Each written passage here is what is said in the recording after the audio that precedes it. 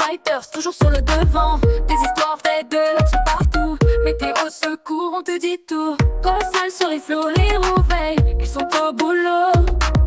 Des femmes aux tempêtes, rien ne les arrête. Abonne-toi pour voir leur conquête. Like, commente. Salut à toutes, c'est le Doc News. Pour la news, on est parti sur la news Firefighting et direction Berlin camboué dans le titre KO à Berlin, 50 000 personnes coupent sans électricité. Et oui, une panne de courant a touché le sud de Berlin ce matin, touchant plus de 50 000 foyers. Et oui, ça commence bien l'année, dis donc.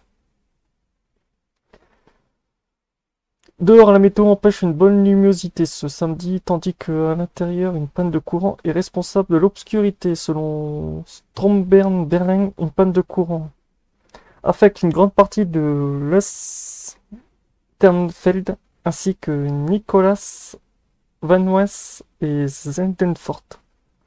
Depuis samedi matin, la réparation devrait durer jusqu'à environ 18h30. Devrait, c'est-à-dire c'est même pas sûr que ça soit rétabli à 18h30 parce que environ. On ne sait pas encore précisément quand le courant sera rétabli, a déclaré Henrik Bernstein, porte-parole de Strom Berlin. L'alimentation sera rétablie progressivement. Et avant de continuer cette news, n'hésite pas à liker, commenter, partager et abonne-toi si tu découvres actuellement la chaîne. Les rues suivantes sont concernées Burrig Paf, Lefsten Venden Rig, Silzerwald. Après, il y a Silesius 16 Brad. En plus, c'est des noms allemands. Désolé si j'écorche un peu le nom.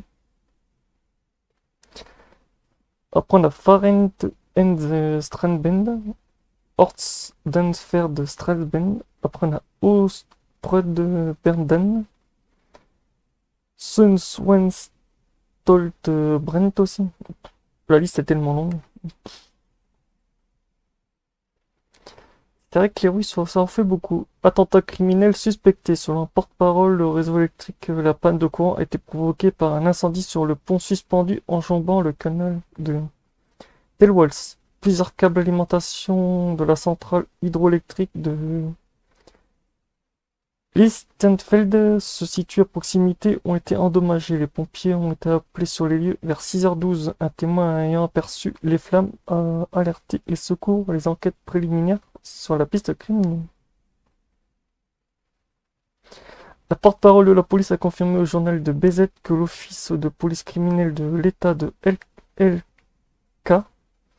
enquête sur l'incident, le considérant comme un incendie criminel présumé, bien que les pompiers berlinois aient rapidement maîtrisé l'incendie du pont suspendu et n'ont pu empêcher d'autres dégâts.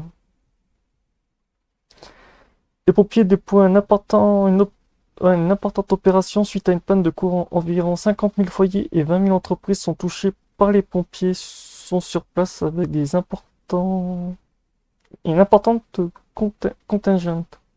L'intervention comprennent les dégagements de personnes bloquées dans les ascenseurs et l'assistance respiratoire des patients soignés à domicile.